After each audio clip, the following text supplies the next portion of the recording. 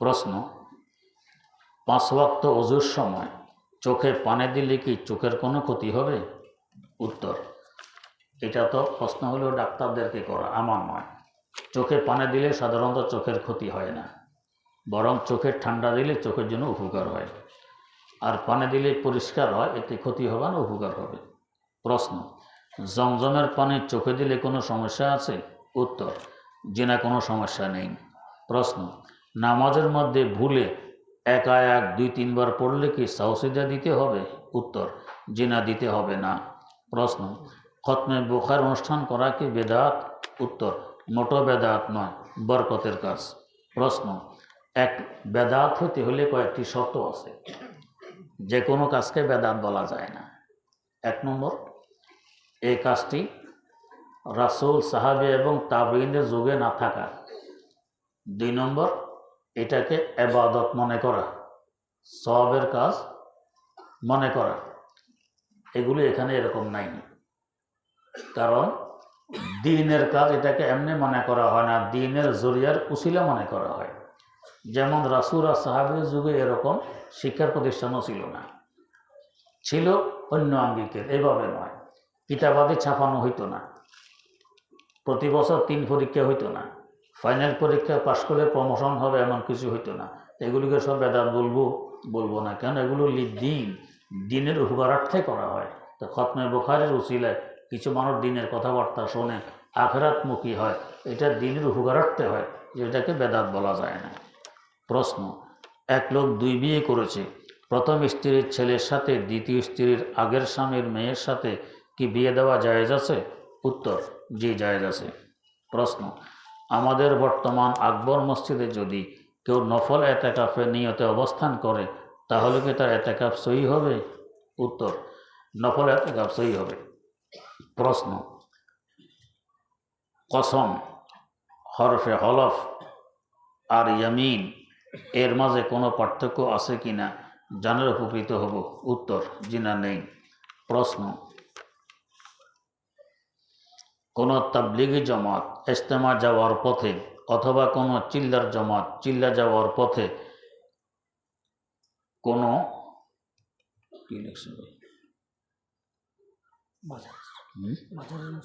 কোনো বাজারের মসজিদে অথবা যে কোনো মসজিদে ইমাম মুয়াজ্জিন ঠিক করা আছে, সেই মসজিদগুলোকে জমাত করে নামাজ পড়া যাবে? উত্তর, জি না, যাবে না। প্রশ্ন, ফজরের সময় কি উমরি কাজা আদায় করা যাবে? উত্তর, জি, যাবে। প্রশ্ন, মহিলা শিক্ষিকা পর্দা করে পুরুষ শিক্ষকের সঙ্গে এক রুমে সিলেবাস নিয়ে আলোচনা করা যাবে কি না? উভয় শিক্ষক শিক্ষিকা সিলেবাস নিয়ে কথা বলতে হয়, এতে গুনাহ হবে কি না? উত্তর, নিঃসন্দেহে গুনাহ হবে। হাদিসে এভাবে নির্জনে কোনো পুরুষ আর মহিলা একসাথে থাকা নিষেধ করেছে। এতে করে যতই পর্দা নিষিদ্ধ হোক না কেন, সমস্যা দেখা দিতে পারে। প্রশ্ন, আমার 2 বছরের বিবাহের সম্পর্কের বিচ্ছেদ ঘটেছে কিছুদিন আগে। আমার 2 বছর একটা পুত্র সন্তান আছে। বর্তমানে ছেলে মায়ের সাথে থাকে। আমি সন্তানকে আমার জিম্মায় নিতে চাই। ভবিষ্যতে প্রতি সপ্তাহে আমাকে একদিন ছেলেকে দেখায় বা সময় কাটানোর সুযোগ দেওয়া হয়। আমি ঢাকা থেকে যশোর যেয়ে ছেলের সাথে দেখা করি প্রতি সপ্তাহে। এমত অবস্থায় আমার মা বাবা আমাকে আবার বিয়ে করতে বলেছেন। বিয়ে করলে দ্বিতীয় স্ত্রীকে নিয়ে আমাকে ঢাকায় থাকতে হবে। সে ক্ষেত্রে আমি প্রতি সপ্তাহে ছেলের সাথে দেখা করা কঠিন হবে। আমি চাই ছেলের হক সম্পূর্ণ আদায় করতে। আমি বিয়ে করলে নতুন স্ত্রী ও আমার সন্তানকে কিভাবে সমানভাবে ঠিক রাখবো বা হক আদায় করব, সেটা নিয়ে আমি সন্দিহান। আমার করণীয় কী হতে পারে? উত্তর, বলতে আগেই করছেন, তালাক দিলেন কেন? প্রশ্ন তো এখানে, যখন ছেলের এত মহব্বত, ছেলের মহব্বত স্ত্রীকে রেখে দিতেন, তালাক দিয়ে এখন বিপদে পড়ছেন। এখন একজনের এক কবিতে হাত কেটে ফেলছে, কাটার পর হুজুর আগে বুঝি নেই, হাত কাটছি, এখন কি করি? এখন কি করবেন? হাত কাটছেন তো, কাটাই গেছে। আর ছেলে 7 বছর বয়স হওয়া পর্যন্ত তার থাকার, লালন পালনের হক তার মায়ের কাছেই থাকবে, সে লালন পালন করবে, তবে খরচ দিতে হবে আপনাকে।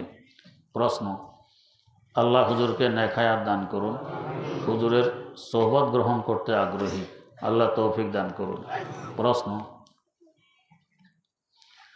আমার ছেলে মেয়ের 15 ফেব্রুয়ারি থেকে এসএসসি পরীক্ষা, আপনার উপস্থিত সকলের পক্ষ থেকে দোয়া চাই, আল্লাহ কবুল করুন।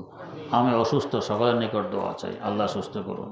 প্রশ্ন, আমার খুবই জ্বর এবং ঠান্ডা, এই অবস্থায় ফজরের নামাজ তায়াম্মুম করে আদায় করেছি, আমার নামাজ আদায় হয়েছে নাকি নামাজ কাজা করে নেব? যদি বাস্তবে রোগ এমন হয় ওযু করতে গেলে রোগ আরও বাড়বে, গরম পানির ব্যবস্থা নেই, তো তাহলে নামাজ হয়ে গেছে। আর গরম পানির ব্যবস্থা থাকলে নামাজ হয়নি, ব্যবস্থা করে গরম পানি দিয়ে ওযু করে তারপর নামাজ পড়বেন। প্রশ্ন, মসজিদে ইমাম নিযুক্ত আছে, ওই মসজিদের বারান্দায় দ্বিতীয় জামাত আদায় করা যাবে? উত্তর, মাকরুহে তানজিহি হবে।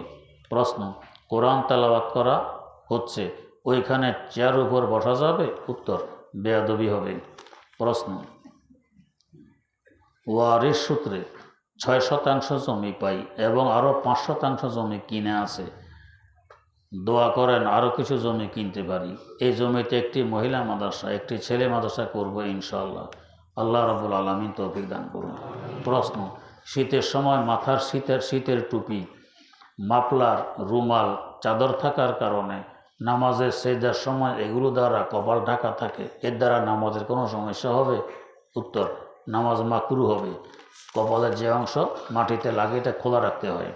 প্রশ্ন, আমি একটি জেনারেল শিক্ষা প্রতিষ্ঠানে চাকরি করি, যেখানে বিভিন্ন প্রতিষ্ঠানের চাকরির পরীক্ষার পাশাপাশি বিভিন্ন ব্যাংকে চাকরির পরীক্ষা অনুষ্ঠিত হয়। পরীক্ষার হলে দায়িত্ব পালন করলে ব্যাংক কর্তৃপক্ষ কিছু টাকা দিয়ে থাকে, যা আমার নিয়মিত বেতনের অতিরিক্ত। জানার বিষয় হলে উক্ত টাকা আমার জন্য হালাল হবে কিনা, আর যদি হালাল না হয় এবং বাধ্য হয়ে দায়িত্ব পালন করতে হয় তখন প্রাপ্ত টাকা কি করব, বুঝিয়ে বললে উপকৃত হব। উত্তর, ব্যাংক টাকাগুলো সাধারণত ব্যাংকের সুদ থেকে দেয়, আর সুদ হারাম, এই জন্য টাকাগুলো গ্রহণ করাও হারাম। যদি ফেরত দেওয়া সম্ভব না হয় তাহলে গরিব মিসকিনকে সওয়াব নিয়ত ব্যতীত দান করে দিতে হবে। প্রশ্ন, কবর জিয়ারতের সময় কবরবাসী জিয়ারতকারীকে চিনতে পারে কি না? উত্তর, এ নিয়ে দুই রকমের বর্ণনায় আছে, এক বর্ণনা আছে চিনতে পারে, এক বর্ণনায় পারে না। প্রশ্ন, পাশাপাশি একাধিক কবর থাকলে সকলকে উদ্দেশ্য করে একবার সালাম দিলে হবে নাকি আলাদা আলাদা সালাম দিতে হবে? উত্তর, আলাদাও দিতে পারেন, একবারও দিতে পারেন। প্রশ্ন, ইসালে সওয়াবের উদ্দেশ্যে দান করা বা তেলাওয়াত করার সময় বিশেষ ভক্তির সাথে সমস্ত কবরবাসীকে নিয়তে সামিল করলে সই হবে কিনা? উত্তর, জি সই হবে। প্রশ্ন, সারাদিনে বিভিন্ন নফল আমল যেমন নফল নামাজ, রোজা, দান, সাদাকা তেলাওয়াত করে দিনের শেষে ইসালে সওয়াব করলে কি সই হবে? উত্তর, জি সই হবে।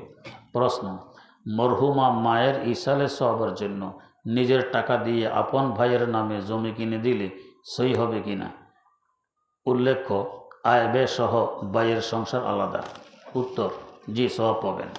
প্রশ্ন, স্বপ্নে কেউ যদি কোনো মৃত ব্যক্তিকে খাবার খেতে দেখে তাহলে তার করণীয় কি? কোনো করণীয় নেই। প্রশ্ন, নামাজের তাশাহুদের সময় তর্জনী আঙ্গুল তোলার সঠিক নিয়ম কি?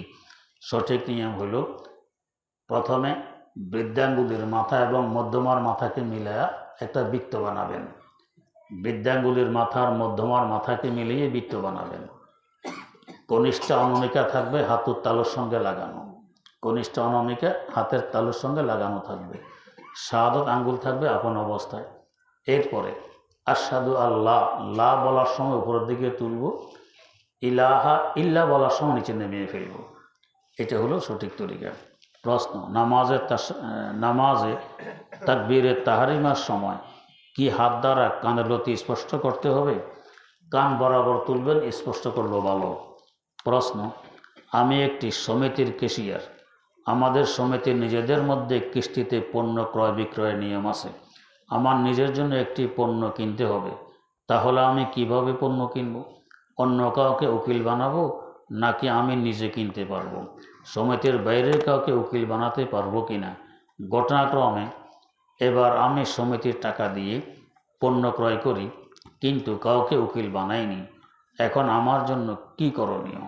আমি যদি উক্ত পণ্যটি ক্রয়কৃত মূল্যে কমিটির বাইরের কাছে বিক্রি করে দেই, এরপর সমিতি থেকে আমি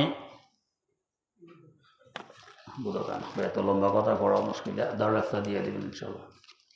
প্রশ্ন, মসজিদে আসার সময় শুনেছি এক লোক বলতেছে আকবর মসজিদ তালাকের মাসলা দিয়ে আসলেই বলে হিলা করার জন্য। তা আপনি মাসলা নিয়ে আসেন কেন? দোস্ত যে আসে হের আকবর মসজিদের দাম কি? যদি 3 তালাক দিয়া থাকেন এরপর আবার রাখতে চান তো হিলা তো করাই লাগবে, না তো হারামে পতিত হবেন। প্রশ্ন, আমার জন্য দোয়া, যদি এটা ভুল হয় তো আপনি তো মুক্তি সাহেব প্রতি আপনি দিলেই তো চলে, আসেন কেন আকবরে?